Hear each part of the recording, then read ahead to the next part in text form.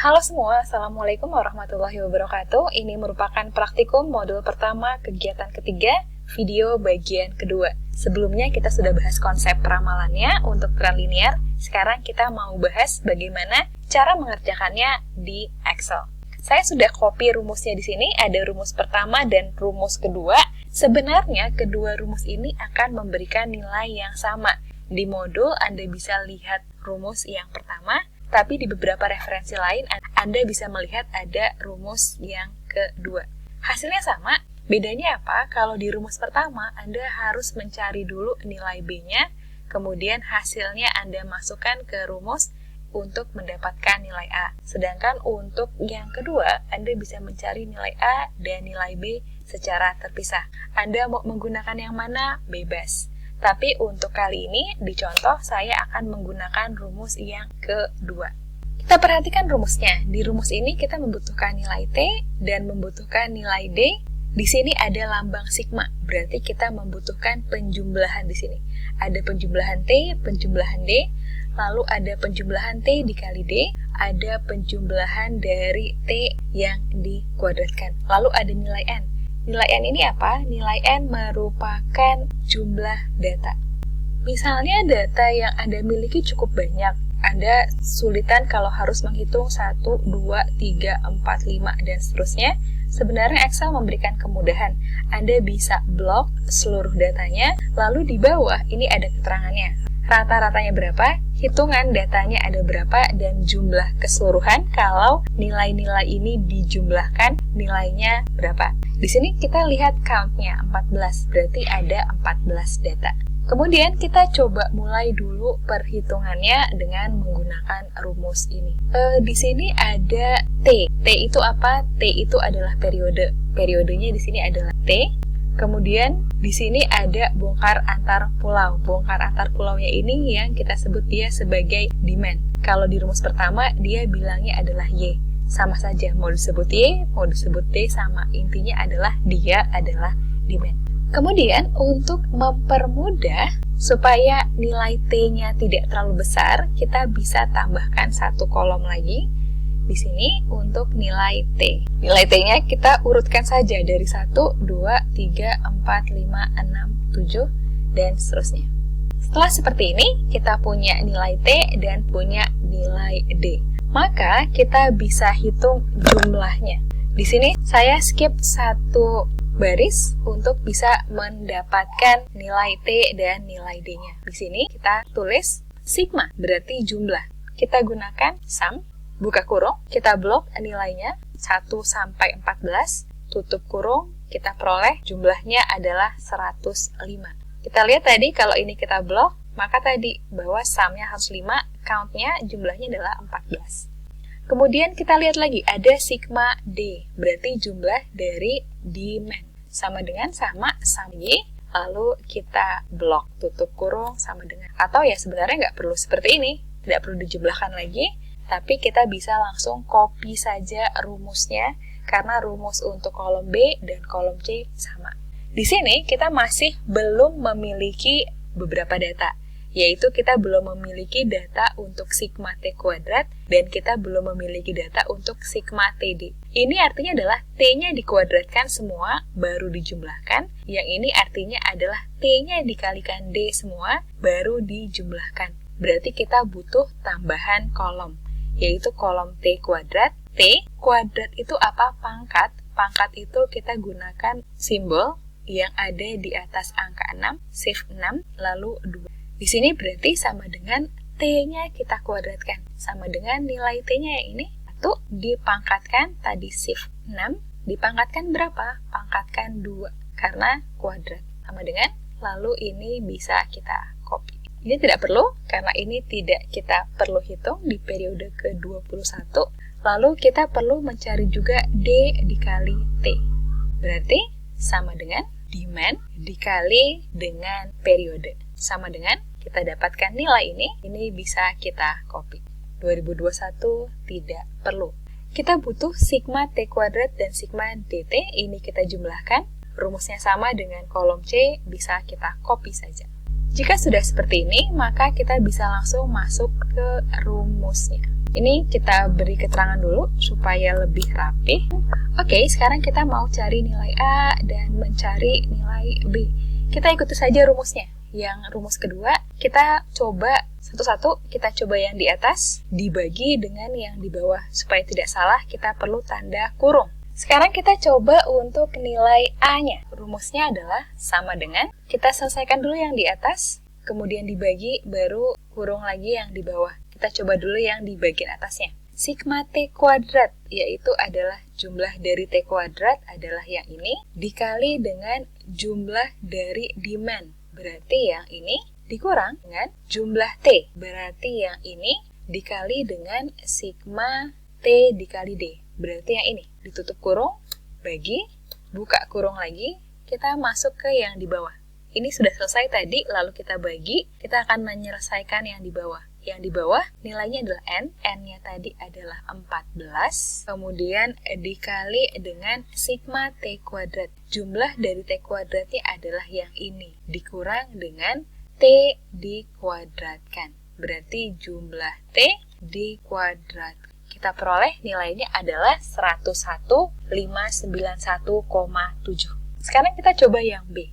Yang di bawah ini, sama tadi kita selesaikan yang atas dulu dalam kurung, dibagi, lalu selesaikan yang di bawah dalam kurung lagi. Berarti di sini sama dengan buka kurung, N-nya adalah 14 dikali dengan sigma T dikali D yang ini, kemudian dikurang sigma T dikali sigma D. Berarti sigma T dikali dengan sigma D yang atasnya selesai, kemudian tutup kurung, bagi, kita selesaikan yang di bawah, buka kurung lagi. N-nya 14 dikali dengan sigma T kuadrat, berarti yang ini, kemudian dikurang dengan sigma T yang dikuadratkan. T yang mana? Yang ini dipangkatkan 2. Tutup kurung, selesai, kita perolehnya adalah 21627,33. Sebenarnya, dalam menghitung tren linear ini, Anda tidak perlu melakukan sepanjang dan serumit ini. Excel sudah memberikan formulanya. Kita coba menggunakan formula di Excel A dan B. Untuk A, kita tinggal ketikkan sama dengan, lalu A tadi namanya adalah intercept. Anda tuliskan saja, muncul di sana. Step. Ikuti. Lalu buka kurung. Di sini ada noun Y. Y-nya adalah demand. Maka demand-nya kita blok. Setelah Y-nya kita blok, ada keterangan di sini dipisahkan. Beberapa komputer mungkin beda. Beberapa komputer yang pakai style US, dia pemisahnya adalah koma. Tapi beberapa komputer yang stylenya adalah Indonesia, dia menggunakan titik koma. Kebetulan di sini komputer saya menggunakan pemisah titik koma, maka kita ketik koma. Ikuti komputer Anda, perintahnya seperti apa. Kemudian noun X. X-nya kita blok, tutup kurung, and kita akan mendapatkan hasil yang sama persis, sehingga sebenarnya Anda tidak perlu melakukan langkah yang panjang seperti ini. Lalu kita cari nilai B-nya. B-nya sama dengan, namanya B tadi adalah slope, S-L-O-P, tutup kurung, noun Y. Y-nya adalah demand, kita pisahkan, tergantung komputer Anda, pemisahnya titik koma atau koma, lalu noun X. X-nya kita blok, kemudian tutup kurung, sama dengan. Kita akan mendapatkan hasil A dan B yang sama. Sehingga untuk mencari nilai A dan B tidak perlu menggunakan rumus yang panjang seperti ini, cukup menggunakan fungsi pada Excel. Ini saya hide dulu. Setelah kita mendapatkan nilai A dan B-nya, baru kita bisa melakukan forecast. Caranya bagaimana? Untuk forecast tren linear, kita membutuhkan perhitungannya itu adalah A ditambah B dikali dengan T. Seperti ini. Dan tadi kita mau tahu berapa peramalan di periode ke-15. Hati-hati, hitungannya berubah di sini. Pastikan bahwa sum-nya itu dia hanya menghitung sampai periode ke-14 saja. Hanya sampai di sini. 15-nya tidak ikut dijumlahkan karena akan berpengaruh kepada jumlah per hit. Kita coba, berarti sama dengan nilai A, jangan lupa dikunci karena kita akan mengcopy rumusnya ke bawah, ditambah dengan nilai B, B-nya juga kita kunci, lalu dikali dengan nilai T-nya. Untuk tahun 2007, T-nya adalah 1. enter, kita peroleh nilainya seperti ini. Kemudian ini bisa kita copy sehingga forecastingnya adalah 426.001,5824. Ada cara lain sebenarnya untuk mengetahui berapa nilai A dan nilai B-nya, yaitu dengan bantuan grafik. Di sini, saya akan blok nilai X dan nilai Y-nya. Dalam kondisi ini berarti X-nya adalah periode dan Y-nya adalah demand. Periode, demand, dan nilainya kita blok, kemudian kita masuk ke insert, lalu ada pilihan grafik. Kalau sebelumnya Anda menggunakan grafik yang ini, sekarang kita mau menggunakan grafik yang ini, yaitu insert scatter. Anda pilih yang paling ujung sini, kita peroleh nilainya seperti ini. Kemudian setelah kita mendapatkan grafik ini, bagaimana caranya kita bisa memunculkan garis trend linearnya serta mendapatkan nilai A dan B? Kita bisa klik di titik-titik ini sampai muncul seperti ini. Kemudian Anda klik kanan, lalu pilih Add Trend Line. Akan ada beberapa pilihan di sini. Kita coba dulu yang linear, lalu ke bawah kita munculkan Equation on Chart, diklik, sehingga kita bisa mendapatkan bahwa nilai A dan B-nya seperti ini. Untuk nilai A dan B, ini yang nempel dengan X adalah B-nya. Berarti ini adalah B-nya, 21627. Kemudian A-nya, ini adalah yang di belakang, 101592. Kenapa dia membulatkan? Tapi untuk data menggunakan grafik ini, dia agak kurang detail dibandingkan kalau kita mencari nilai slope dan intercept. Sekarang kita mau coba bagaimana caranya untuk mendapatkan hasil forecast trend kuadratik. Langkahnya sama tadi, kita klik di titik-titik ini, kemudian klik kanan, kemudian Anda masuk ke Add Trend Line. Nanti akan ada pilihan. Kalau tadi kita pilih linear, kenapa dia muncul garis lurus, sehingga dia akan muncul garis lurus. Sekarang untuk kuadratik kita pilih yang polinomial. Polinomial karena kita mau tadi pangkat 2, kuadratik, kita pilih ordernya adalah 2. Di sini Anda munculkan equation on chart-nya, diklik, sehingga kita peroleh persamaannya adalah ini. Dalam metode trend kuadratik, kita memiliki 3 nilai, yaitu nilai A, B, dan C. Kita bacanya dari belakang di sini. Kalau tadi ini adalah A, ini adalah B. Untuk trend kuadratik, maka ini adalah A, ini adalah B, dan ini adalah C. Saya mau coba pindahkan dulu. Ya, ini tadi adalah linear. Sekarang kita mau coba yang kuadratik. Yang kuadratik ada nilai A, nilai B, dan nilai C. Nilai A-nya yang belakang di sini 156245.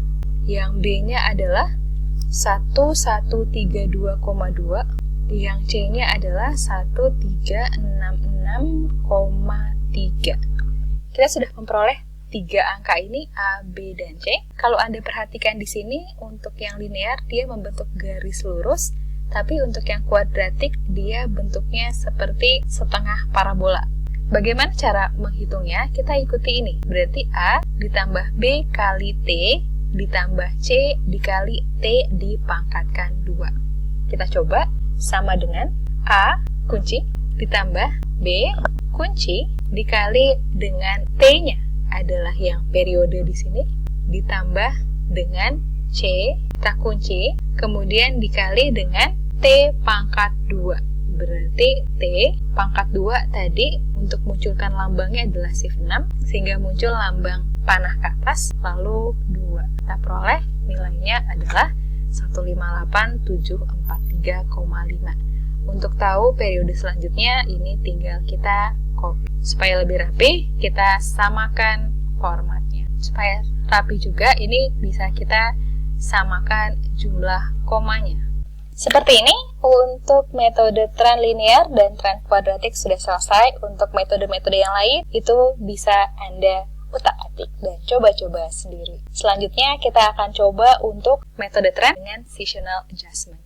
Sekarang kita lanjutkan untuk metode trend linear with seasonal adjustment. Di sini kita punya data untuk 2 tahun. Januari 2018 sampai dengan Desember 2019.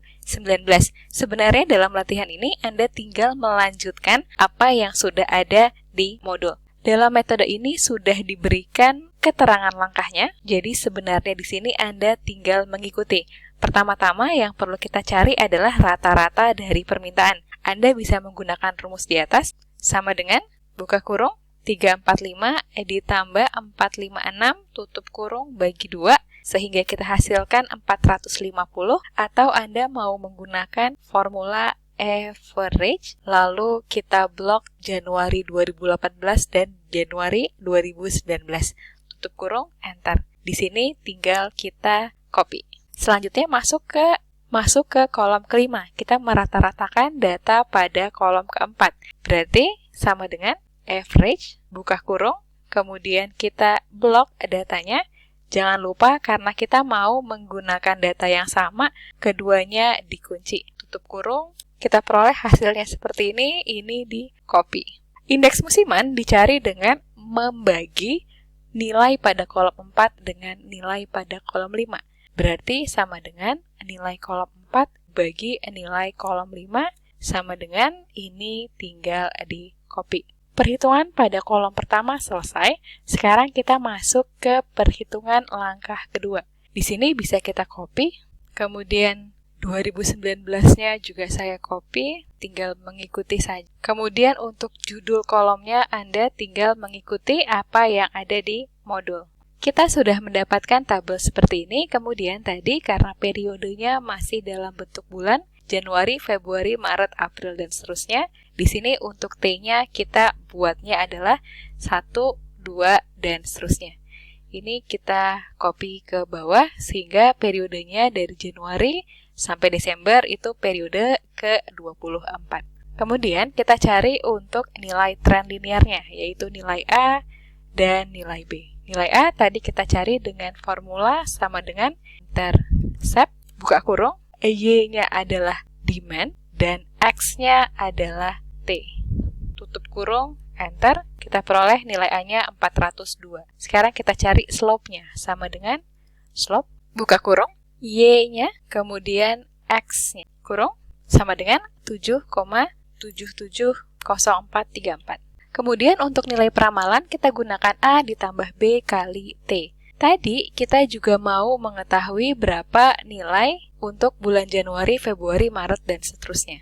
Dan ini sebenarnya Anda tidak perlu mengetik satu persatu, Anda tinggal tarik, dia akan otomatis mengikuti bulan. Jadi nggak usah ditulis Januari, Februari, dan seterusnya, cukup ketikkan Jan. Kemudian ini kalau mau Anda copy terus sampai Agustus, November pun bisa. Oke, berarti ini kita lanjutkan. Baik. Kemudian tren linearnya A ditambah B kali T. Sama dengan nilai A, kita kunci karena mau kita copy nanti ke bawah. Ditambah dengan nilai B-nya jangan lupa dikunci, dikali dengan nilai T dari periode pertama. Kemudian kita peroleh hasil 410,14, kemudian kita copy. Lalu indeks musiman sebenarnya kita tinggal memindahkan dari hasil pada tabel pertama ke tabel di 2. Januari, Februari disesuaikan dengan bulannya. Kalau misalnya Anda copy seperti ini, lalu Anda paste seperti ini, maka nilainya akan berubah. Kenapa? Yang Anda copy adalah rumusnya. Supaya kita bisa mendapatkan nilai angkanya, kita bisa klik Ctrl di sini, lalu Anda pilih apakah Anda mau paste formulanya saja. Di sini kita mau paste adalah value-nya. Ini kita copy lagi, di sini juga kita copy lagi. Karena yang kita butuhkan sampai bulan Juni. Sehingga kita mendapatkan seperti ini. Kemudian, pastikan bahwa Januari itu adalah dari Januari adalah dari Januari, kemudian untuk bulan Maret ini adalah dari bulan Maret. Kemudian peramalannya adalah nilai 5 dikali nilai 6, sama dengan kolom 5 dikali dengan kolom. Hasil peramalannya adalah 328,850991. Kita copy untuk periode berikutnya. Kita sudah mendapatkan hasil seperti ini. Supaya rapi, kita rapikan untuk format tabel Kemudian juga untuk penulisan angkanya, kita samakan bahwa dia menggunakan 2 angka di belakang koma. Atau kalau misalnya Anda mau buat 4 angka di belakang koma juga nggak masalah. Yang penting rapi. Kita dapatkan data ini, kita punya data demand, kita punya data peramalan hanya menggunakan tren saja. Ini supaya lebih jelas saya buat ini adalah peramalan tren linear. Kemudian di sini adalah peramalan tren linear ditambah dengan seasonal index. Mana yang lebih baik? Kita akan coba bandingkan dalam grafik. Di sini demand, ini saya hapus sebentar. Di sini demand saya blok. Kemudian peramalan tren linearnya juga saya blok. Kemudian peramalan tren linear dengan seasonal indexnya saya blok. Lalu saya mau bandingkan bentuk grafiknya. Masuk ke insert, lalu saya pilih yang Anda bisa perhatikan di sini bahwa yang berwarna biru adalah nilai demand aktualnya, yang berwarna orange adalah kalau dia hanya menggunakan tren linear, dan yang berwarna abu-abu adalah kalau dia menggunakan tren linear dengan penyesuaian seasonal index. Dari sini Anda bisa melihat kira-kira mana yang lebih tepat. Kita bisa lihat dari polanya. Peramalan mana yang memberikan pola lebih mirip dengan data demand-nya. Di sini terlihat bahwa yang berwarna abu-abu atau peramalan tren linear dengan seasonal index memberikan hasil peramalan yang lebih baik. Silakan Anda mencoba. Silakan Anda mencoba untuk latihan dan tes formatifnya. Selamat bekerja. Assalamualaikum warahmatullahi wabarakatuh.